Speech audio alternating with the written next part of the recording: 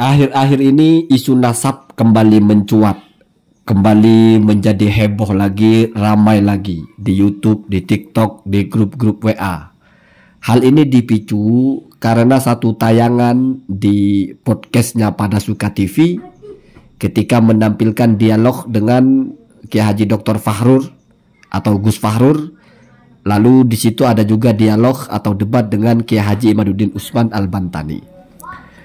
Kritik saya yang pertama kepada Gus Fahrur, ngapain jenengan itu kok meladeni Kiai Haji Imaduddin, atau bahkan ngajak debat segala, atau bahkan bersedia diajak debat oleh Kiai Haji Imaduddin. Itu sangat disayangkan sekali, karena ini seolah-olah Kiai Haji Imaduddin ini serius kajiannya, sehingga harus jenengan yang meladeni. Padahal setahu saya, sepanjang yang saya amati, apa sih yang dipersoalkan oleh Kiai Haji Imaduddin ini? Kenapa harus disikapi seserius itu? Apalagi sampai ada narasi yang saya kira blunder luar biasa, itu narasi-narasi dalam tanda kutip bocoran ada rencana pemecatan atau apa. Saya kira tidak perlulah orang-orang seperti Kiai Imaduddin ini dipecat untuk apa? Terlalu serius gitu. Kenapa? Karena kalau sampai dipecat dari PBNU atau apa, seolah-olah ini isunya heboh luar biasa, pengaruhnya besar, sehingga disikapi dengan luar biasa. Padahal apa sih pengaruhnya gitu loh. Sudah setahun Kiai Imaduddin berkuar-kuar, apa sih efeknya gitu loh. Nggak ada. Ngapain harus orang-orang atas yang menanggapi? Cukuplah YouTuber saja, cuma layak di roasting aja kok kontennya Kiai Imaduddin itu. Ceramah-ceramahnya ya begitu-begitu aja. Ya mohon maaf, bukan saya merendahkan keilmuan, tetapi apa sih yang dibicarakan? Toh ketika bertemu dengan Gus Fahrur juga tetap aja mana kitabnya, itu aja dari dulu, nggak pernah ada perkembangan ya. Jadi apanya yang mau diperdebatkan gitu loh. Saya kira justru blundernya itu ketika tokoh-tokoh itu menanggapi malah semakin hidup isu ini. Ya, saya sudah pernah bilang, sudah sempat turun isu ini ya. Tiba-tiba muncul Gus Idrus Romli menanggapi secara serius, naik lagi. Gus Idrus berhenti, turun lagi. Muncul Gus Fahrur, naik lagi. Jadi ini isu akan naik kalau yang nanggapi itu keren. Kalau yang nanggapi YouTuber ya isu ini begitu-begitu saja. Paling Syed Korea aja teriak-teriak, itu aja. Kiai Imad teriak-teriak, itu aja. Nggak akan lebih gitu. Ngapain harus segala PBNU rapat? Ngapain? Masalahnya apa? Kalau misalnya mau selesai tinggal tunggu bukunya Gus Rumel. Nanti bisa dilihat di situ apa yang ditanya Kiai Imad, selesai. Ya kalau sudah diperdebatkan dengan pola seperti ini, kitabnya mana? Mana kitabnya? Yang lebih tua dari Ar-Razi, mana kitabnya? Kan itu saja. Dari mulai pertama kali muncul sampai sekarang ya begitu-begitu saja, dan akan terus seperti itu. Lagi pula kalau ngelihat polanya Kiai Imaduddin ini memang tidak layak berdebat dengan orang Indonesia kayaknya. Kenapa? Karena ulama nasab selevel Said Mahathir Hidayat aja disalahkan oleh Kiai Imad, diajak debat juga gitu. Jadi ini orang sudah over ya. Sudah ngerasa dia paling benar gitu. Jadi semua orang salah. Kalau begitu jangan didebat, Pak. Didoakan saja ya. Kenapa? Karena sudah lucu gitu. Anda ini siapa sih? Kok tiba-tiba menemukan kebenaran satu-satunya itu? Padahal ya layak di roasting saja, lucu-lucuan saja gitu. Sejak awal saya memandang tulisan Kiai Imad itu bukan tesis, bukan apa, tapi seperti orang iseng nulis status di Facebook atau status di WA atau buat konten lalu viral, lalu ada buzzernya yang menghembus-hembuskan itu, ya begitu-begitu aja. Nilai ilmiahnya di mana sih? Toh sudah sejak awal ini kelihatannya emang udah masalah. Ngeklaim nggak ada kitabnya, nggak ada ini, nggak ada itu, seolah-olah sudah baca semua kitab. Padahal yang dibaca satu. Terus bikin teori bermacam-macam.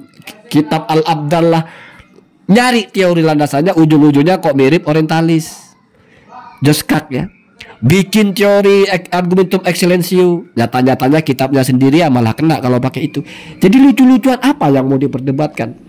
Saya jadi ingat ucapan Joker itu ya. Why are you so serious? Kenapa terlalu serius kalau cuma nanggapi Kiai Haji Imaduddin? Kenapa terlalu serius? Kenapa PBNU harus seperti itu ya?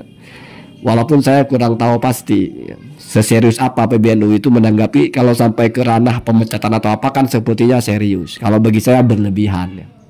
Nggak perlu dipecat lah, biarkan saja begitu ya. Biarkan saja. Nanti ya, pada akhirnya kalau ini tidak ditanggapi oleh tokoh-tokoh yang serius, akan hilang dengan sendirinya. Tapi kalau ditanggapi lagi oleh tokoh yang serius, lagi naik lagi. Jadi seperti api ya. Kalau sudah nggak ada kayunya kan mati. Tapi kalau didatangkan lagi kayu, dia menyala lagi. Nanti misalnya turun lagi. Saya lebih suka dengan tanggapan yang singkat-singkat seperti tanggapan Rois Am. Difitnah, selesai. Atau tanggapan Ketua PBNU, wis nggak usah nyari catatan. Artinya itu kalau dibahasakan kita, kamu ngapain sih gitu loh. Ya, kamu ngapain sih gitu loh, gitu ya. Nggak perlu terlalu serius. Kenapa? Karena memang kita itu tahu sebetulnya mana yang benar-benar bisa diatasi dengan serius, mana yang ya gimana sih kalau orang buat teori sendiri, kalau nggak ada kitabnya, kalau begini bertentangan dengan yang lebih tua-tuaan kitab, itu teori apa? Terus ngapain kita harus ngebantah dan mematahkan argumentasi Kiai Imad? Toh argumentasi itu dia bangun sendiri, dia buat sendiri, ngapain kita pusing-pusing dan ngerti argumentasi orang? Debatnya sudah tidak ilmiah itu, sudah ngotot dengan pendapatnya sendiri saja. Pokoknya kalau nggak ada kitabnya batal. Bagaimana caranya bisa tahu kan nggak ada kitabnya? Ya terserah bapak lah. Ya, jadi sesederhana itu. Makanya saya sudah agak malas sebetulnya menanggapi secara serius. Saya malah kaget kok malah ada Ketua PBNU turun tangan malah nanggapi sampai segala mau berdebat segala ya. Walaupun agak aneh, Kiai Imad ini kan biasanya nggak mau katanya berdebat kalau bukan dengan Bahlawi, ini kok mau sekarang malah nantang-nantang ya. Ya nggak ngerti lah ya, namanya sudah biasa berubah-berubah, pindah-pindah gawang. Dari dulu kan katanya nggak mau kalau dengan Bahlawi, kalau bukan dengan Bahlawi atau tidak perwakilan. Kok dengan Gus Romel tahu-tahu mau, sudah sering berkali-kali, sekarang sudah mau berubah lagi mungkin ya. Atau mungkin menjajaki dulu ya. Ya tetapi saya kira terlalu serius ya, terlalu serius. Kalau ditanggapi harus seperti itu. Cukup ya dinikmati sebagai orang iseng saja. Orang yang ngotot merasa paling benar, itu biasa Pak, di dunia ini biasa. Tukang parkir menentang dokter spesialis atau menentang pakar spesialis mekanik. Wah, kata tukang parkirnya, saya tiap hari sudah ngeliat motor, ini rodanya nggak begini mestinya. Ya kata mekaniknya, bapak ini ya terus ngapain mekanik itu debat sama tukang parkir kan begitu, mentang-mentang sama-sama mainannya motor tiap hari, ya kan lain jalurnya Pak ya. Jadi sejak awal sudah akan seperti itu. Saya memperhatikan tidak pernah ada yang baru dari argumentasinya Kiai Haji Imaduddin itu. Setiap muncul yang baru lelucon, argumentum excellentio lah, theory of apa namanya itu konsistensi, theory of truth lah, lucu-lucuan semua ya.